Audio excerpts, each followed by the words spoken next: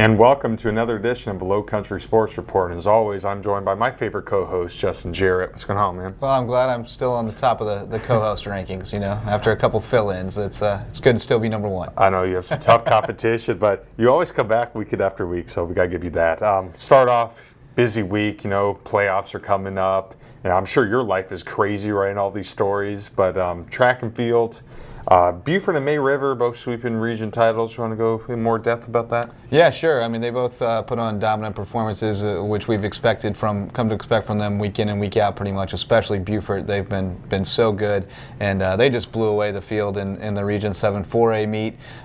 Competition, of course, will be getting a little bit tougher. May River, both those schools actually hosted their region meets, so both taking care of business at home. May River sweeping the team titles as well, and both sending a ton of kids on to the state qualifiers this weekend. So, as well as the other local teams sent quite a few qualifiers as well. Hilton Head High, Bluffton, Battery Creek. So lots of local kids moving on, and hopefully they can keep going and make it to the state meet in a couple of weeks here.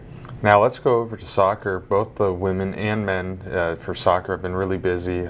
Let's go to the boys first. You know, Bluffton High School, #1 seed going into the tournament. Yeah, and in 4A, the #1 seeds get a first-round bye, which That's huge. That can really be big when you get into these playoffs where you play every other day. That can take a wear and tear on the body. So having that day off on Tuesday before you play on Thursday, or on Monday before you play on Wednesday, that can be a huge advantage going into that second round. So Bluffton, the #1 seed in 4A, both the boys and the girls actually. May River, the #1 seed in 3A in both boys and girls. So those are the teams that, if you're just looking at the favorites, those are teams you got to keep an eye on. But don't forget about Hilton Head High girls, because they're the defending state champions. They started off with a 6-1 win against Aiken in the first round. So don't sleep on them. They're going to want revenge if they can get to a rematch with Bluffton there in the playoffs. They're going to want a piece of them for sure. So you mentioned the Bluffton girls, and they finished first in their region, and they pretty much came out of nowhere. Came into the season, brand new coaches. You didn't really know what to expect. But huge victory last week we talked about when they upset at Hilton Head High School by a score of 4-0. Won the region, and I caught up with them actually. I went to a practice last night, and really fun kids. Actually, one of my best friends, Brittany Pacifico's the assistant coach there, so that was kind of cool. Old USCB pal. But I was talking to these kids, and something had changed. From when the coaches first came in, it was something there. They were still getting adjusted. And as the season came through and more to the middle, something really clicked, and they became a dominating team. So we're going to go to Bluffton High School, and we're going to catch up with the Lady Bobcats.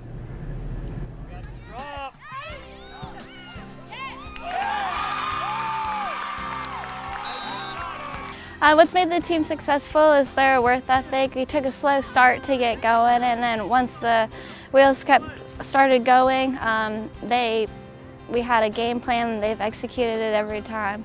I think this season we were really able to come together. I mean, halfway through we really understood that we all were here for the same purpose and that we all wanted the same goals. And with that grew a love for each other that showed on the field. Yes, I mean, in the beginning we were more of a family, like a dysfunctional family. We fought a lot. We didn't really understand what we could do and what we could accomplish, but like right now I feel great about everyone. I think everyone's starting to understand what we can do and what we can accomplish. I guess my #1 thing is attitude and effort. And changing the mindset. I'm more of an old school coach where mental toughness, physical toughness is key to winning.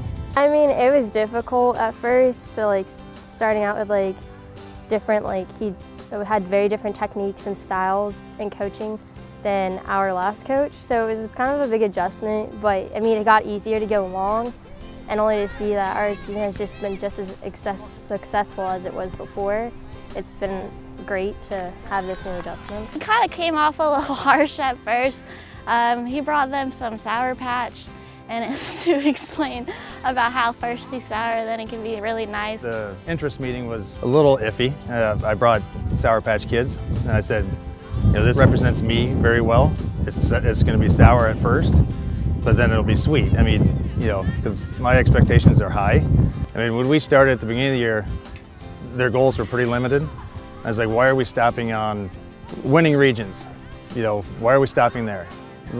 if you're going to say that, why aren't we saying let's win this? Let's go to state. Let's win state. I mean, don't limit yourself. I mean, he cares about them a lot, so I think that has to do with a lot of it. They trust him and they want to make him proud. To go forward, they got to show the same consistency every game, put in the work every day in and out, whether it's practice or in the game, and just keep pushing so we can get to the state championship. During the playoffs, we have to do what we did against Hilton Head, which is we have to unite and we have to be a force on all fronts against everyone. We can't make mistakes involving effort. The only things we can do is play as hard as we can. Had a wonderful time over at Bluffton High School. I really think that team's going to do well in the playoffs. But now let's go over to a totally different subject, and let's go to weightlifting. And we have an absolute monster weightlifter in Beaufort County. And really, we have an absolute monster weightlifting program in Beaufort County. I mean, CJ Cummings, of course, is the guy who kind of put it on the global map. But Beaufort, thanks to Ray Jones, Coach Ray, as folks in Beaufort know him, has become a hotbed for youth weightlifting for years and years now. And really, actually, I was talking to Coach Ray just the other day, and he mentioned that, people forget that CJ was not the first Cummings to win a world medal. It was his older brother, Omar, who didn't end up going as far with it as CJ. He ended up playing football at South Carolina State. But CJ Cummings, world class, and lining up like he's going to be on the Olympic team. We're going to see if he makes it. He's got a few more events that he needs to perform well at to make that team, but it's looking good for him. And the Pan American Championships last week. He cleaned house. Unbelievable. Just unbelievable. He broke 15 records. His snatch, clean and jerk, and total all broke records. American junior and senior records, Pan American junior and senior records, and the world junior records. So if you add them all up, that's 15 records. Coach Ray said he could have done more. He kind of backed off a little bit. He made it look easy, and that's what he's done his whole career. He just goes out there, has fun, makes it look easy, and they're actually going to be putting on a show, an exhibition on Friday night at CrossFit Beaufort from 7 to 8:30, the Team Beaufort weightlifting. CJ will be lifting, as well as Dade Stanley.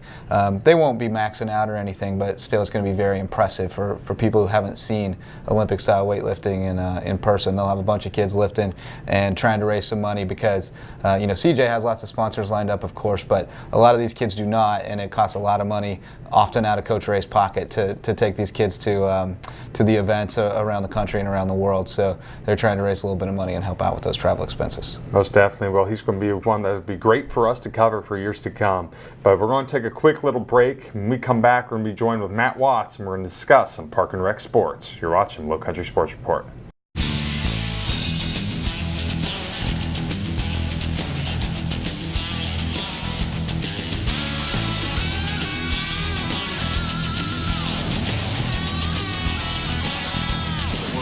There's a smash to right field. That ball is way back. Gone. Nico Lang. So Beaufort County home run shot over the right. And we are back, and as always, this is my favorite segment of the week. I'm joined by the one, the only, the Matt Watts. Matt, what's going on, man? Man, God, I'm going to come on here every week now. Well, I do anyway, but nah, man, it's good to be back, obviously. So. Absolutely. So I'm sure you're probably pretty busy right now. The weather's getting nice. Lots of Parks and Rec sports going on. Right. Oh, yeah, we full swing in the spring sports. So soccer and adult softball, along with flag football, got going last week, and everything's going smooth. Lacrosse is kind of winding down for us this spring. We only have about another week, and we're going to be done with lacrosse. But baseball, softball, youth softball are going on as well. So we have a lot going on. It's definitely a great time of the year for us. So with all these spring sports, which is the one sport that generates the most participation? Is there one that has the most popularity? Soccer. We have a huge Soccer's soccer program. Yeah, at Bluffton we have this year we have right over 800 kids in our soccer program in the spring in Bluffton, and in Beaufort we have right at 300. So you're talking about 1,100 kids in the Beaufort community, Beaufort County community, but that's not including Hilton Head obviously as well. So there's a lot of kids playing soccer out there, and I think it's just because the sport is growing in the USA, and I think as long as the national teams keep doing fairly well, our numbers will keep rising. It's amazing how big that sport's gotten. For you guys, when you see a sport like that, that's soccer, that is generating a lot of popularity and a lot of participation, do you try to do things to accommodate those people, like try to put in more camps for soccer because there's more soccer players? No, absolutely, and we see more organizations coming to us as well, wanting to host soccer camps. Every year we host a Challenger soccer camp during the summer, both in Bluffton and in Beaufort. Challenger's been around a long time. They bring in professional coaches from Brazil and from England to do 2 separate camps for us during the summer. So they're coming back again and doing that as well. And we have also another organization we're in contact with, trying to get a beginner soccer camp going for younger kids that are just starting the sport.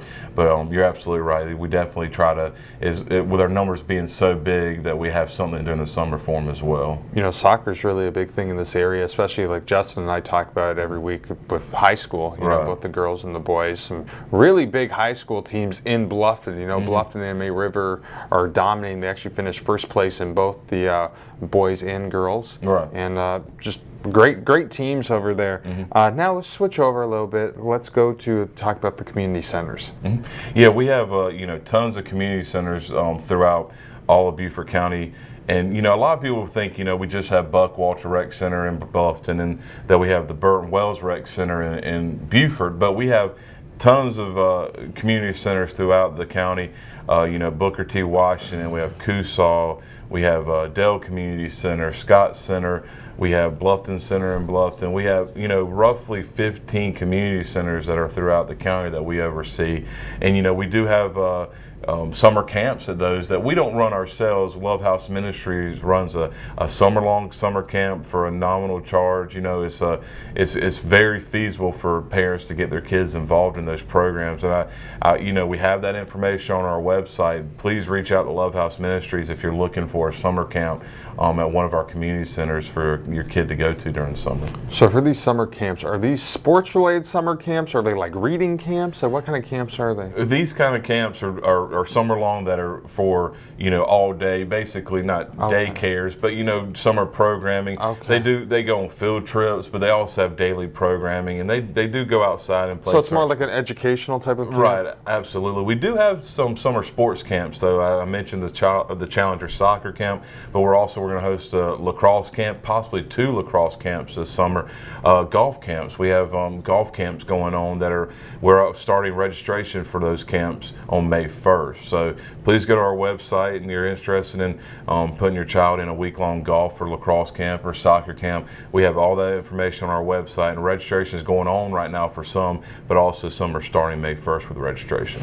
Now lastly, it's getting really nice out. The weather's starting to become really, really good. That means there's some extra work for part of your staff that doesn't really get too much recognition, and that's your maintenance crew. That's right. Yeah, we have a large ground maintenance staff, or a lot of staff members in our grounds maintenance department, and we have roughly 27 guys that on a day-to-day basis are cutting our ball fields, cutting grass at our community centers, dragging and lining ball fields for games, and then also lining ball fields or multi-purpose fields, be it for lacrosse, soccer, tackle football in the fall, anything that we have going on. Those guys, they rarely get, a lot of publicity in how much work they do and how hard they work. They do a great job for us. We only took over that division last July, but we have a lot of good guys working for us. We appreciate all they do, and especially during the summertime when it's 100 degrees out, and they're out there working regardless. So we definitely want to thank them for all they do. Those guys are really the heroes of those big Dixie softball tournaments. I mean, with all the amount of games going on, and without them, it wouldn't happen. I mean, during that time, these guys are pretty much working around the clock, because sometimes the games end early, so they'll have to come in late or whatever. And everybody really appreciate those guys. But Matt, thank you again, as always, coming on this week, and we'll see you next week. But we're going to switch over, and now we're going to do some USCB, and we're going to meet the new USCB Sports Information Director, Mitch Miguel. We'll be back. You're watching Lowcountry Sports Report.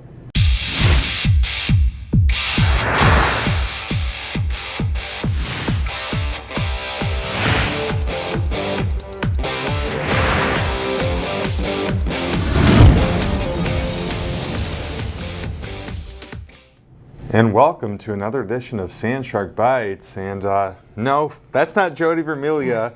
That's Mitch Miguel, the new USCB Sports Information Director. So Mitch, you started about 3 weeks ago, and how have you liked it so far? It's been great. The people there, all the coaches are fantastic. I love the area, so transitioning pretty well coming from a Division I school here to the NAIA level.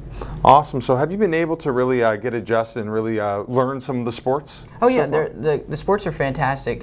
Coming from softball to men's and women's golf, they have that high expectation, and they've been doing that so far, and they're now in conference postseason play, and they're doing pretty well about it. You mentioned golf. You know, that's what we're going to get into right away. Both men and women in action. Men currently in action. Can you just give us a little update about what's going on over there? Yeah, men's golf is currently at the Sun Conference tournament down in Dade City, Florida. They kind of had a good, strong opening round. All the other teams were kind of within 7 strokes of each other, so it was real tight after the first round. So they're playing the third and final round today, but the highlight of it, that second round, they made a 5-spot jump. Jack Faraci moved in, had a 22 position improvement, so he's kind of leading that surge, and we'll see what they do today. Hopefully can bring home a Sun Conference title.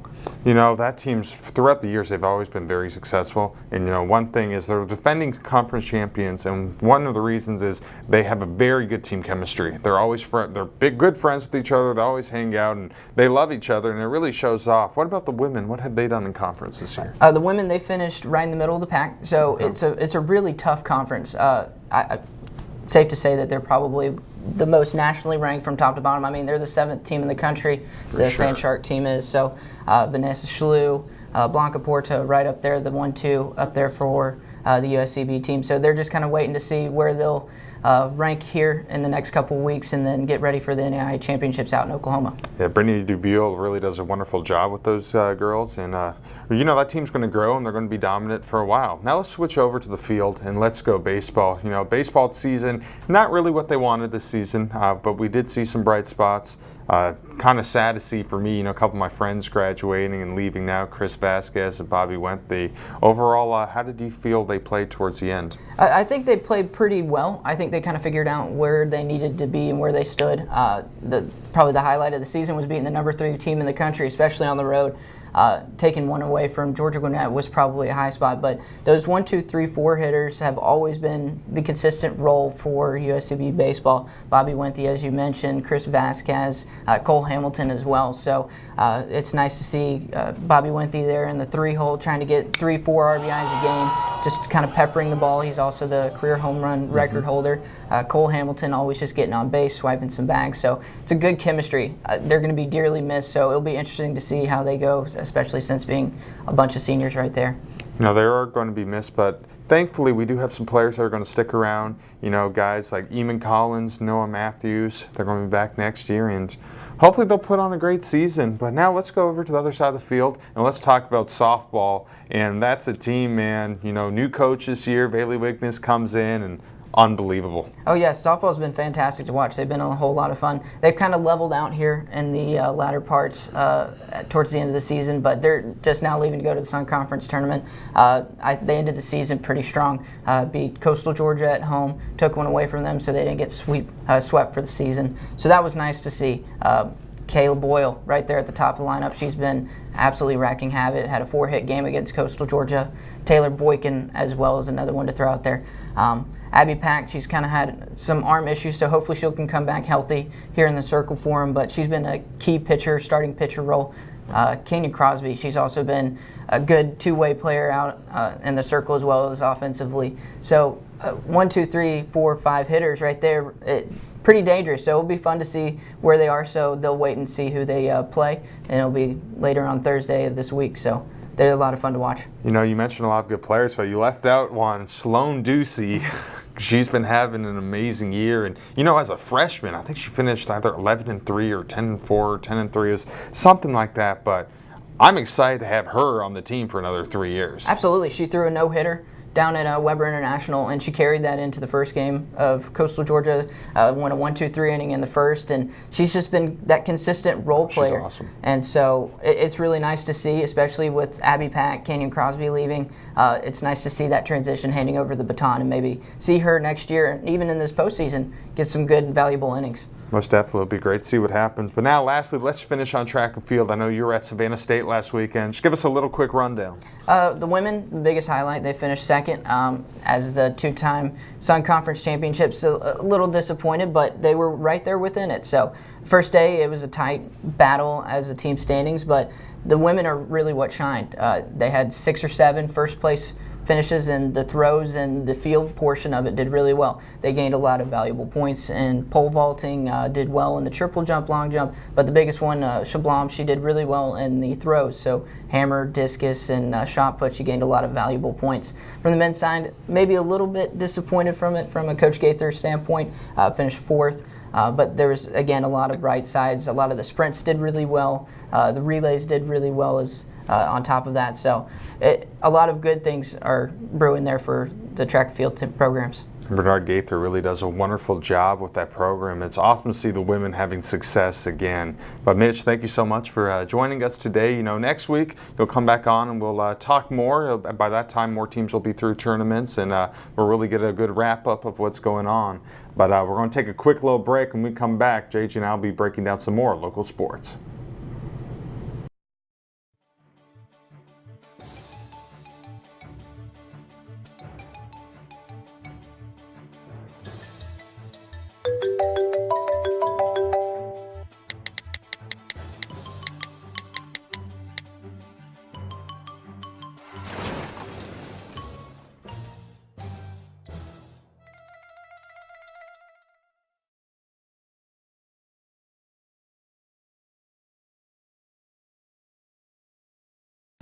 And we are back.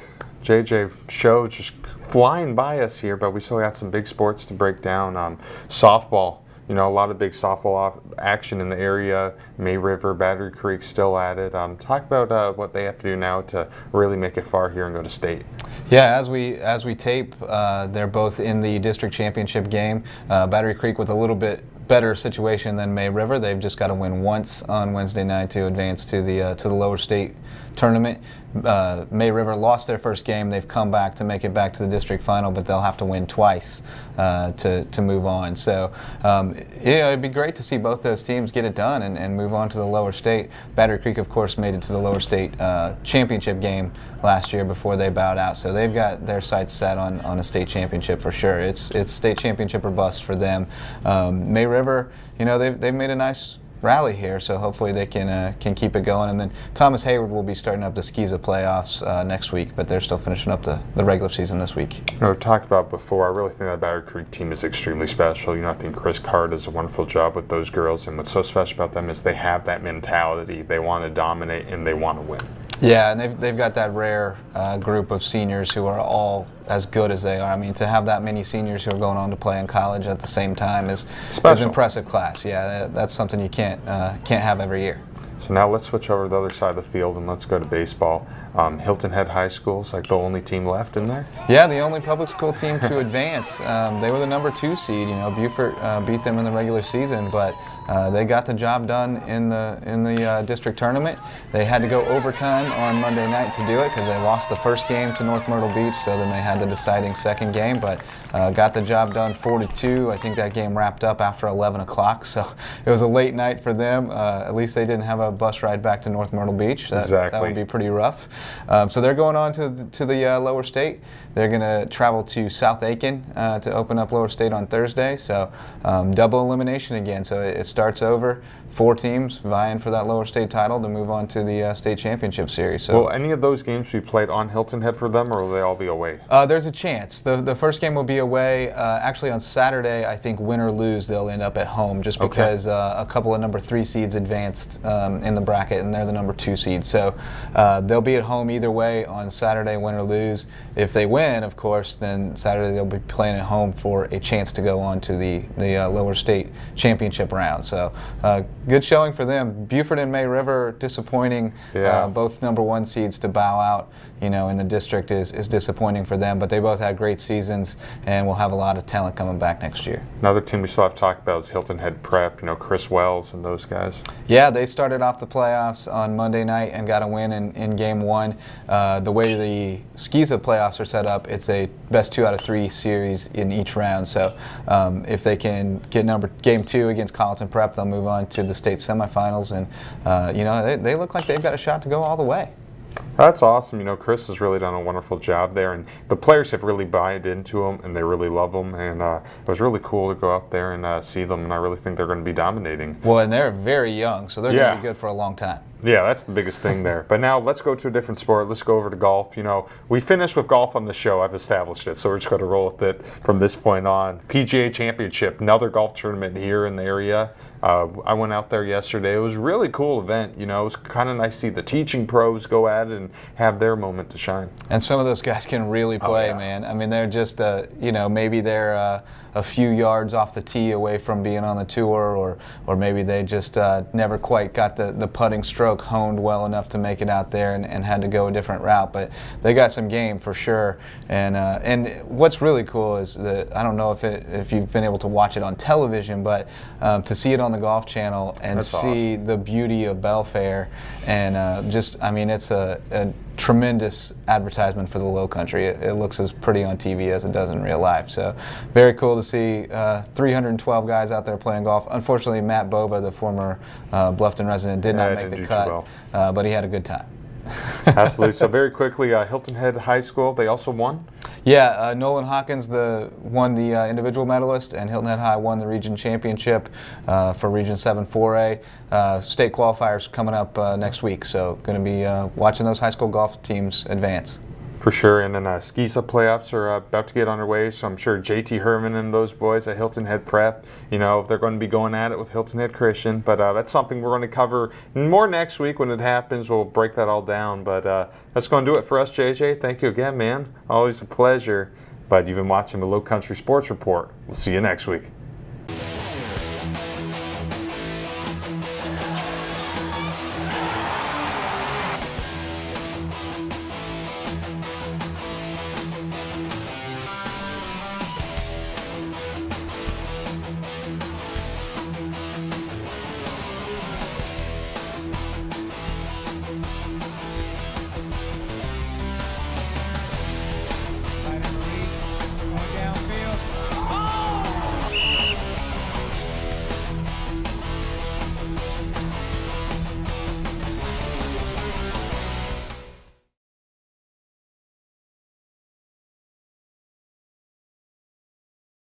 Hey, I'm Josh Reddick, World Series champ, and you're watching the County Channel.